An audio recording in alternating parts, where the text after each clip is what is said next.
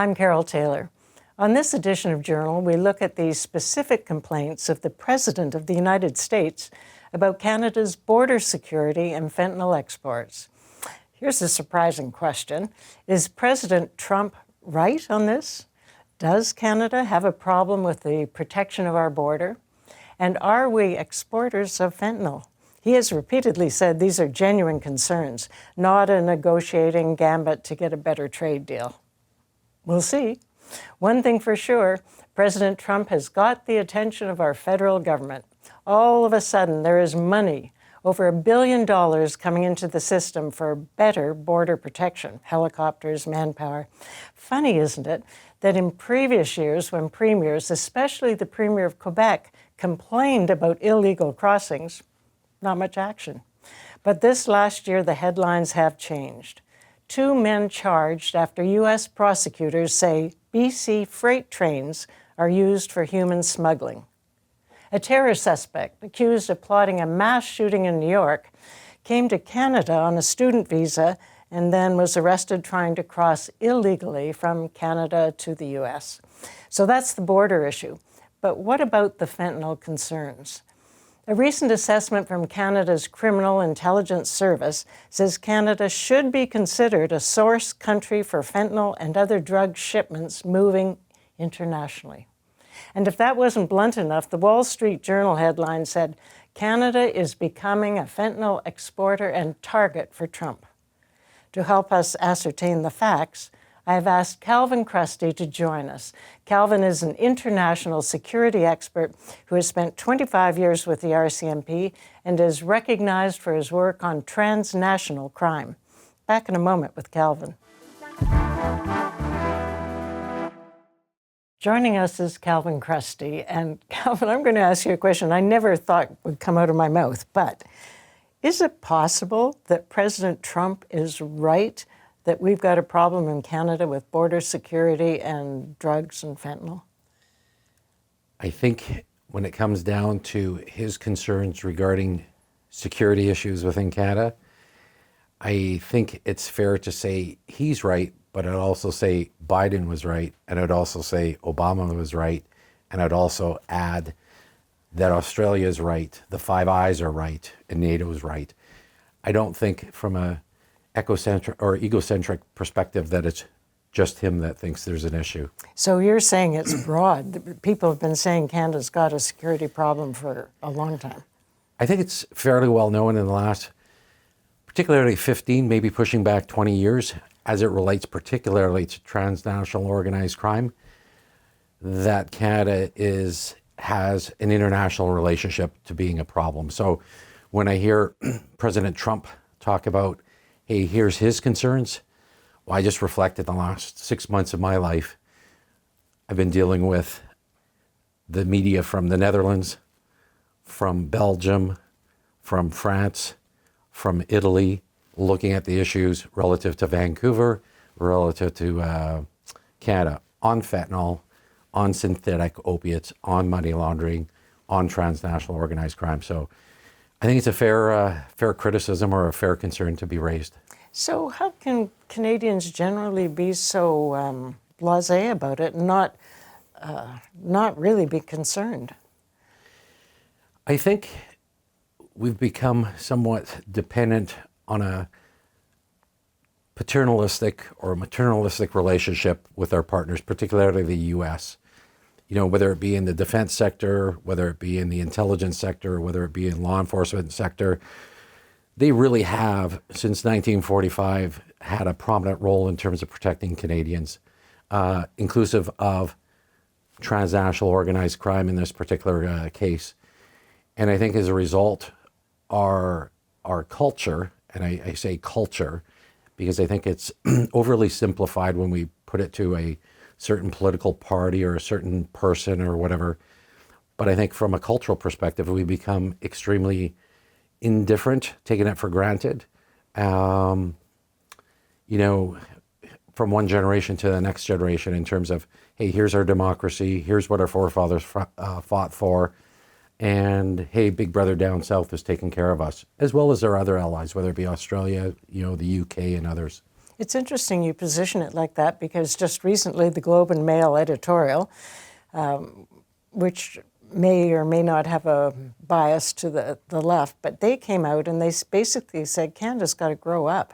I mean, it's time we stop being complacent about the U.S. will take care of us from a defense point of view, and we've got businesses go back and forth, that we've got to grow up. Yeah, and I'd take it one step further. I'd say we have to get our head in the game, and our head's not in the game, and the head hasn't been in the game for a long time. So when you look at, it's easy to get triggered emotionally by, what the message is, how the message is framed, coming from President Trump. But if you just remove the emotional quick reaction to it and you process it and you look at the stats and you look at the facts, I think there's a substantive issue there. And it's not just that, we have these problems that are impacting Canadians. They're impacting, our allies, our friends, and the trajectory, not only the current, but the trajectory of the threats and the escalation of them within Canada, which we're seeing in the foreign interference inquiry coming out, where it's connected to electoral interference, where it's connected to espionage, where it's connected to transnational repression. When we start looking at how big this issue is, like if you just put it in a small compartment and go, hey, here's fentanyl or here's the border security, but when you start connecting the dots in terms of the threat to our allies, U.S. in this particular case, I think it's extremely significant. And you can see that, while Canadians may be taking some of that narrative and rhetoric as a disrespectful threat, I kind of frame it, reflect back, being a kid with mother and father that I loved dearly, and they were fantastic. Our paternalistic or maternalistic partner, in this particular case, the U.S., maybe saying it out of fear, just like, a mother on a street corner yelling at their child about to cross the street and get hit by a car, thinking that they had to do that to get the attention. And I don't know, I think it's easy for Canadians to reflect, or maybe they should reflect, and going, hey, had their mothers or fathers yelled at them in an effort to protect them? Perhaps they did. And I think there's some parallels to be considered in terms of processing, the threats, the tariffs, et cetera, in the context of this. So with all of your experience, and you've done so much transborder and international, of course, where do you put our risk level now? Like, we got a little bit of a risk, or are we going to be overwhelmed with this? Carole, it's a great question. And I asked myself that last week. And when I started doing the calculus on it, reflecting on it, working internationally, within the NATO countries, within the Five Eyes countries, I tried to calibrate where we were. And the first response was concerning that maybe we're in the top three in terms of the level of transnational organized crime threat actors operating in Canada. And then I reached out to two of my closest peers that were either in it or that are still in it. And they both came down and said, perhaps maybe we're even one. So I don't know if it's 1, 2, 3. So it's 4. really serious. I think within our allies, we're probably one of the biggest threats. I mean, you just have to look at the evidence in terms of Australia, one of our greatest allies. Their biggest seizure of fentanyl came from Canada. If you look at the U.S. sanctions in terms of sanctioning Chinese companies that they suspect as the top companies in the world supplying precursors responsible for 500,000 casualties in the last 5 years, 500,000, same as World War II. And you look at those stats, and then you look at their sanctions. They have 7 companies from China listed and 1 from Vancouver area. So I don't think Canadians have really done a self-reflective process in terms of it. I think sadly, the police are somewhat handcuffed politically to speak freely about some of these issues. I'm sure every time they try, somebody says, don't say this, don't say that. We're controlling the narrative. But having worked in there, I would say that, and worked intimately with the Americans, I have extremely good understanding, I think, of what the Americans are seeing. And I would suggest that the Americans' security and intelligence apparatus currently has at least as good of insight as Canadians have. And I would suggest, based on my experience, they have a better insight in terms of that threat and how serious it is in Canada. Well, you mentioned police, and I spoke to a senior police officer in the last few months and was told that BC is now making so much fentanyl. It's more than we can even use with all of our drug addiction problems. And so we've become an exporter of fentanyl. And that caught me by surprise. Yeah, and I think the RCMP, to their credit, because it takes a lot of courage to do it, has came out with that statement a couple of months ago. And I think to their credit, again, big kudos to them, because it wouldn't have happened when I was still in, where they've actually come to the public and made a public announcement in the media that they don't have the legal capability and the tools to combat this. And I think that's I think Canadians, again, due to their historical indifference from being in that paternalistic dome of a relationship with the Americans, just go, just brush it, dismiss it.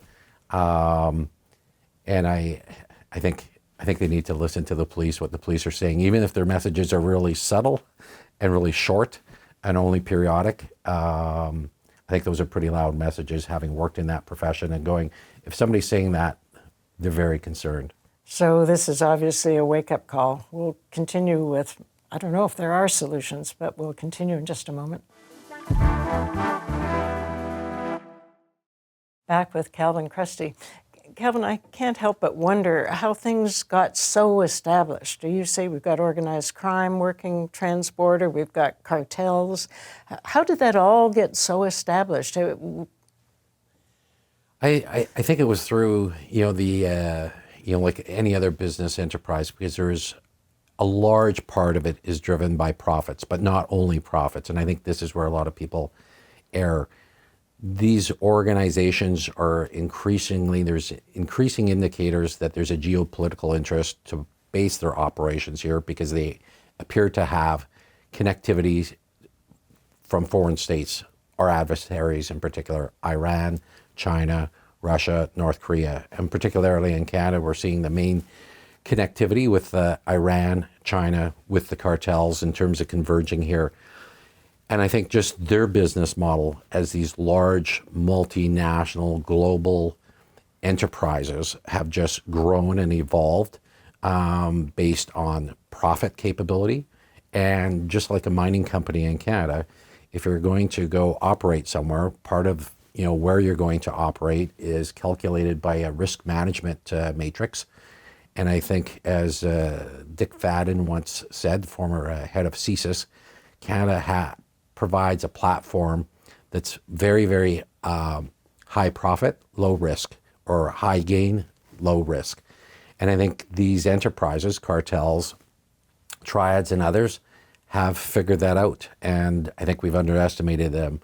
That, the media in particular keeps referring to these things as gangs, and I think they're doing a disservice to Canadians for the last 10, 20, 30 years. They're not gangs, they're transnational organized crime, and that's a different thing. That's like enterprise, that's accountants, that's lawyers, that's CEOs, that's shipping companies, that's offshore companies. It's all of that. And then you put the connectivity to states, that's not gangs. And that's what we have here. We're seeing some affiliated gang members at the lower level providing security functions, but the media has just focused on the sensationalization of shootings, this. The politicians have focused on it because, it causes issues in terms of, voting and popularity, but they haven't really looked at, what is the real threat of these networks to Canadian public safety, national security, and our, our democracy itself. So is our border so leaky? That's why we're low risk? I wouldn't say just our border. I think that's, I think the framing by President Trump perhaps could be broader. I think it's our systems are, and when I talk about our systems, I'm talking our our border systems, but that includes our immigration system, that includes our legal system. They're very, very conducive, for foreign state operations, adversarial foreign states. And, that's transnational organized crime, that's transnational repression, again, that's electoral interference, espionage, and the list goes on and on. Human trafficking? Human trafficking, and I think most concerning, and I think this is what Mr. Trump is concerned about, where he's bringing up fentanyl border, economic coercion, economic subversion, because we try to put crime over here in terms of national security, transnational organized crime.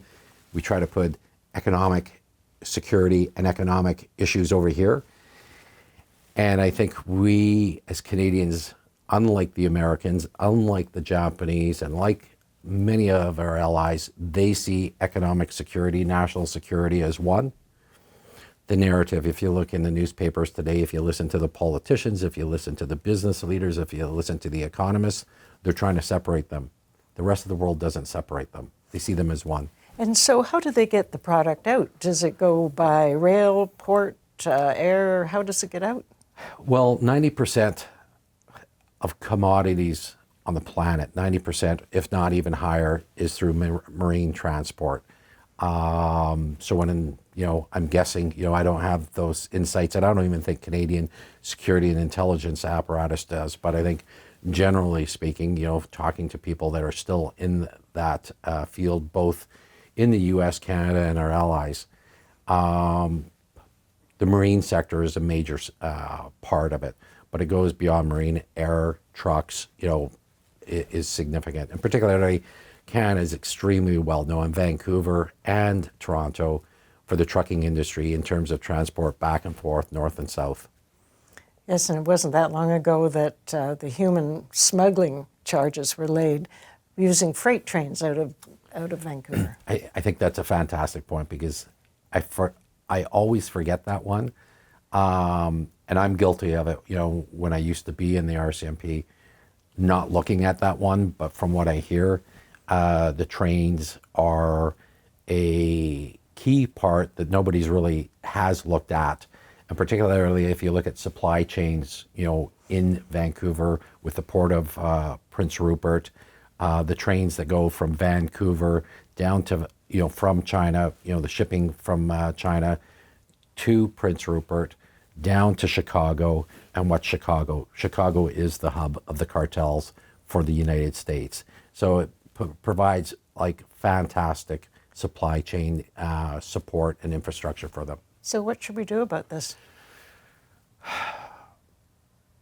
I think collaborate, cooperate, and not react like we're doing right now.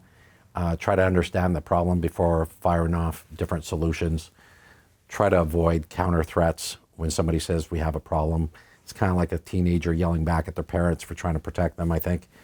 I think the U.S. has a track record of unbelievable support for Canadians over, since World War II. I think we need to really kind of self-reflect.